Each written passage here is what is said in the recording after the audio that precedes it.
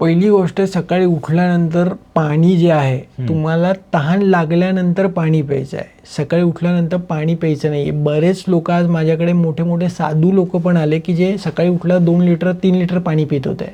संत लोक होती की ती 4-4 लिटर पाणी पित होते.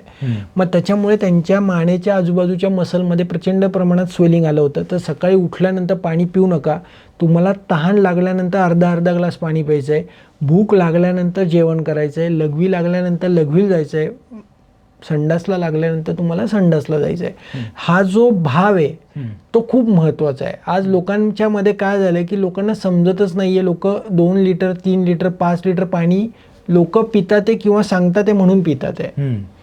तर जेवण जे आहे, सकाळचं जेवण हे 9:30 वाजता करा, संध्याकाळचं जेवण हे 6:30-7ला करा. त्याचबरोबर फळभाज्या आठवड्यातनं 7 दिवस, कडधान्य आठवड्यातनं 1-2 दिवस, पालेभाज्या आठवड्यातनं 2 दिवस.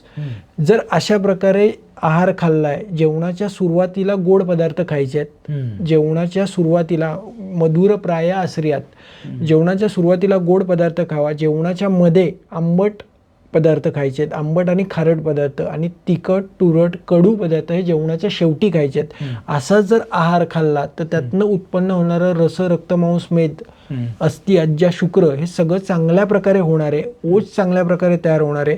मग बऱ्याच प्रकारात आपल्या आजाराची निर्मितीही कमी होणार आहे.